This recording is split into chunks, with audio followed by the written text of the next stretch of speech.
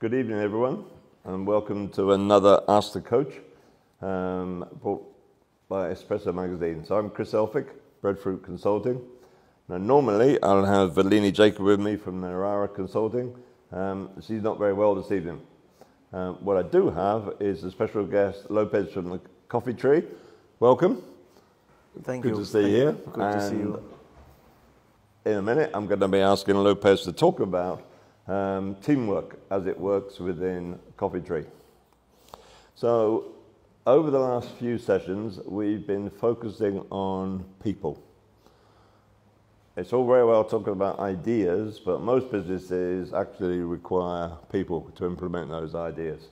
So we've done a lot of stuff around recruitment and what to do before you recruit, and what you do when you get them, and training. The last session we had two guests from Solomon Islands, Maverick and Daniel. They run an organization called the Young Entrepreneur Council for the Solomon Islands. And a lot of really good conversations about very similar challenges and issues. So the focus this evening, and thanks again for coming, is people are all very well, but my view is that for most of us, unless we are just working on our own, we have to work in teams. I've always taken the view that a team is two or more people. And it would be really useful if we can just talk about experiences, and yours particularly. So just a couple of brief comments first. It seems to me that just bringing a group of people together and calling them a team is never going to work.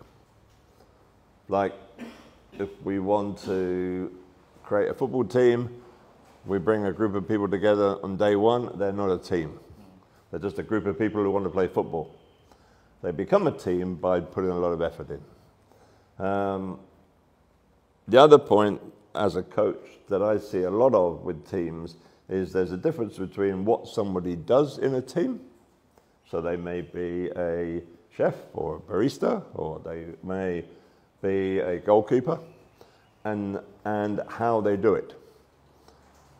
So it feels to me that for a team to work, people have got to be very clear what their job is, their role, and what the role of the team is. But they've also got to be very clear about what I call soft skills, behaviors, communication, all of that sort of stuff. So that's just a little bit of introduction. Lopez, it's good to see you. Good to see you, Chris. Tell us a little bit about you and Coffee Tree, and then we'll get into talking about how teams work for you. Well, see, Chris, Coffee Tree has come a long way, and I think we've kind of managed how to work with people and team. In my few other businesses, it remains a troublesome to when getting people in. But let me just focus on especially teamwork and how we manage the human beings inside a business. Yeah. You mentioned briefly about a soccer team coming together, that the first day, it doesn't mean they are a teamwork. It goes through a process where on those first days are your interview processes. I'm sorry about this. Can I just turn it off? Oh. Yes, turn it off. That would make it interesting. Sorry. In the very processes of interviewing and making sure that the person you were going to recruit understands the teamwork, has been through some experience in teamwork in the community or in their family. Of course, we come from family units, and teamwork shouldn't be something new to anyone. But the person coming to a newer place of work kind of detached from their usual environment, then they think it's a totally different environment. Absolutely. But the basic understanding of teamwork should be encouraged. You should tell them, this is almost like your home. We want the teamwork inside this new working environment. And that sort of thinking, when people panic or get challenged by a new environment, workplace, they tend to forget the basic teamwork experience they previously had. That's interesting, and I guess not everybody has had the same experience of teamwork at home. Not everybody. That's why that interview process is very crucial. It is, isn't it? Now, when we finally interviewed everyone and they are working, along the way, I've looked at how to talk in groups and individuals. Right. Whether to bring a certain issues into the team or keep it with the person you're dealing with. But then I found that this is transparency. Since everyone is in a team work, you can't always hide a certain issue with that one employee. It's always rather best to bring it into a group meeting. Okay. So that everyone can all know the weaknesses within the team. And the strengths, yeah? And the strengths. That's like a sports team, isn't it? Yeah? Absolutely. If a sports team loses a match, yes, it's all very well to say it was your fault. Yeah. But actually, it's the combined. Yes. Yeah. Now for the managers or employer of the business, struggling with this idea of keeping everything transparent, it's a daily struggle where whether you bring it to the group or keep it aside for that certain person. Teamwork also is very valuable, especially you need the human beings to do your products and services. Well, that's the interesting issue, isn't it? Yes. I mean, when I'm a fan of Coffee Tree, and I can look at Coffee Tree in two ways. I can look at it in terms of the products you sell, and there's lots of other cafes that sell products. Yes, Yeah? yes. I have to say that your coffee is pretty cool. Thank you. But I also have to look at it in terms of the experience I have when I go there.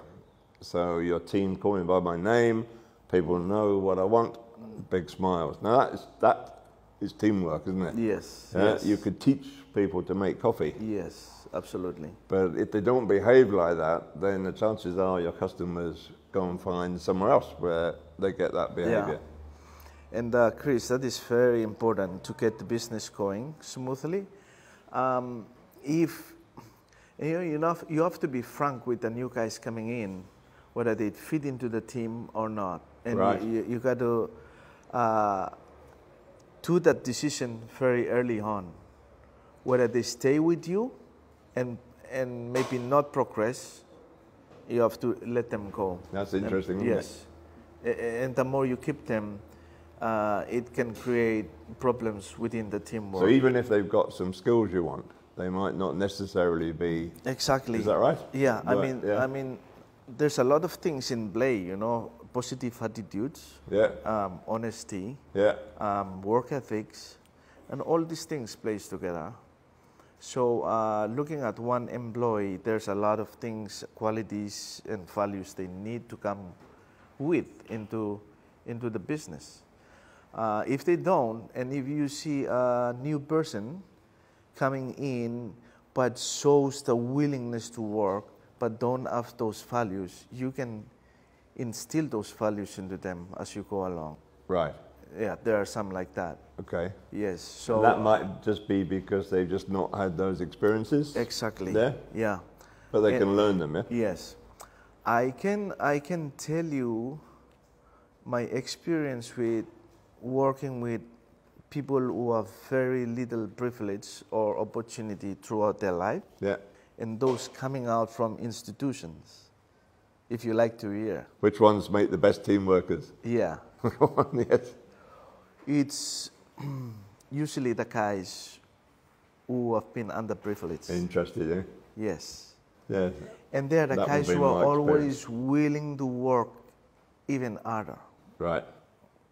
The success rate of interviewees are kids who didn't have that proper education process in their life.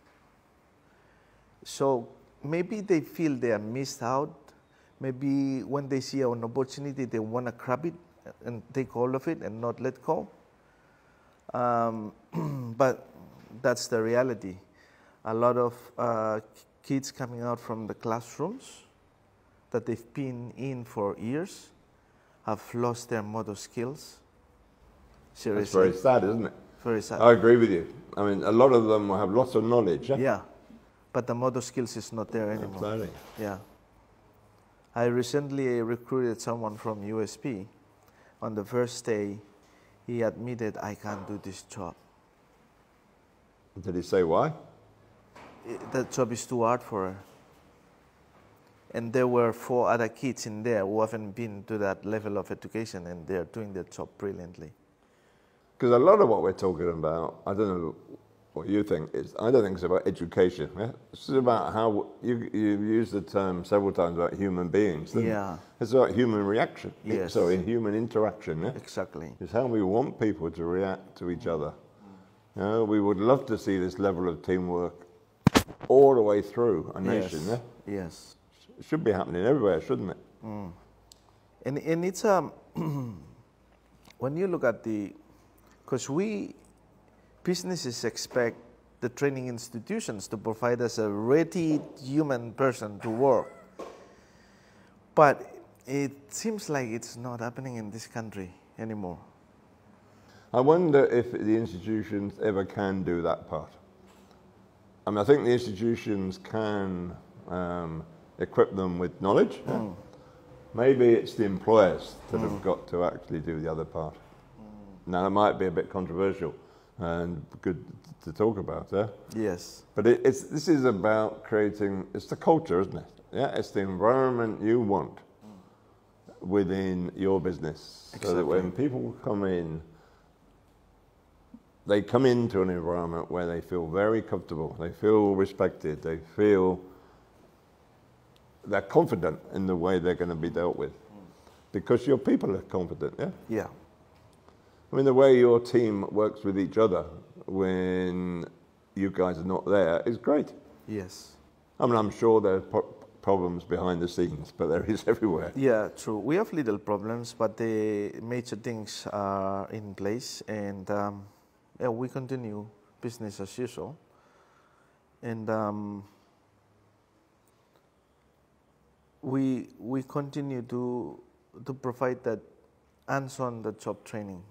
Yes. Yes, which the topic of training institutions can be another discussion for next time. Okay. But it's very interesting how we compare it to people who don't spend so much time in the classroom. Because it's a reality, we see it all the time. I can go through 50 interviews in a week and find 1 or 2 best in the rubbles, and they're usually guys who didn't come out from the institution. Isn't that interesting? Now, that's the challenge to the institutions, Yeah, isn't it? Yeah? yeah. And I mean, what you're saying reminds me of 3 or 4 years ago in New Zealand, the main employers communicated with the main educational institutions that provided graduates. Yes. And their message was, you're not providing us Exactly. what we want. Exactly. You're sending us people with business knowledge who are unable to implement that knowledge. Exactly. Isn't that interesting? But that's a message that is a message to the institutions. Yes, absolutely. And they need to connect strongly with the working industries. It is a must. If they are detached from the working industries and left alone to do their thing in the classrooms, my goodness, imagine what comes out of it. Absolutely. Well, I mean, there's a big focus, isn't there, around the tourism industry, understandably, yeah? And I appreciate that people are being taught specific skills, but tourism is essentially about Customer service. people-to-people communication, isn't it? Absolutely. Yeah. Yeah. It's about talking to people as human beings. You know? And if people are not getting that before they start. Yes. And however, people will still remain the biggest asset in any business, but I could see something arriving on the horizon. And this could be our What's next that? topic for discussion. Okay. Machine learning. Machine learning is going to be a thing of the future and very near future. What learning? Machine learning. Okay. The artificial intelligence input into machine learning are going to take up a lot of our human jobs. Right. Doesn't mean the unemployment rate is going to grow. No, we don't know that yet. No, it's always been a fear, isn't it? It in fact could increase employment throughout the working chain of everything. But because we got challenged, businesses around the world got challenged, and even through this COVID, businesses have really shut down and say, how do we go from here? People are becoming lazy. Yeah. Training institutions are not providing us the kids we want. Even the government is not listening. So nothing is coordinated. And so there is this push in technology where machines has become the thing of the day. Inevitable. Yeah. Well, that's the topic for another time. Another time. But it's something that would affect the workforce in the very near future. Okay. Yeah. So we're almost out of time, but we get a lot of people watching this program who are running or just started small businesses. Very often they start as a sole trader. They then bring in a few others. What would, if you're going to give them one tip about being the best they can be as a team, what would it be? First, as a small business, don't be afraid to put out and notice wanting people to work. That's the very first thing. And you could do it all the time. If you're not happy with the first one that you've interviewed, do it again.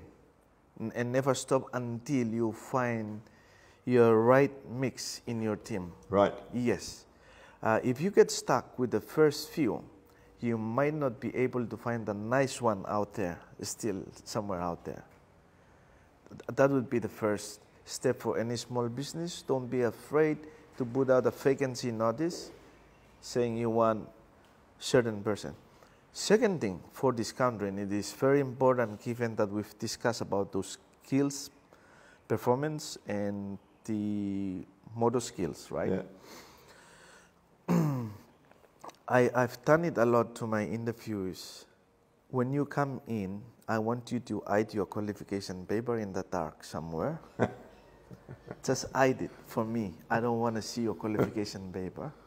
And I would go through with that person whether they were able to sweep their house, help clean the house, do their beddings, and all those house chores are very important. Very interesting, isn't it? Yes. And you have to devise your interviews in such a way that he can't lie to you. Attitude of mind, isn't it? Yes. Well, if that person is doing those jobs at home, you are likely to get a very good person in your team. That's a great tip. Yes. Yeah.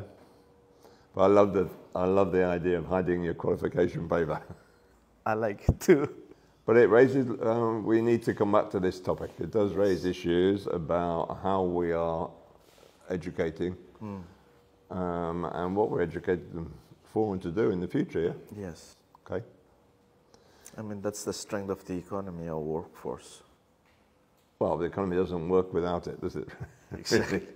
And I think, what we've seen, haven't we, through COVID is some businesses, yours included, rethought the way how to operate, yeah? And I'm sure every business has suffered, but a lot carried on through that, yeah? Now, you didn't do that just because you make good coffee. You did that through your team. No, we made that having everything in mind that we need to move forward. Okay. And continue to innovate, continue to change with time. Absolutely. That's very important. Evolve with time. Don't get stuck with yesterday. Keep moving ahead with time. Fantastic. Lopez, thank you. Thank you, Coach Chris. It's very nice to meet you again. And I think we've got more to talk about in the future session. Absolutely. Well, that's the end of our session this evening.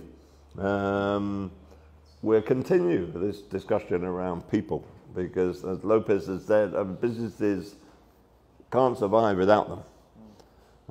And people are made up of a whole set of behaviors and emotions, and they they have to be helped and developed, yeah? So do contact us. We're always looking for feedback.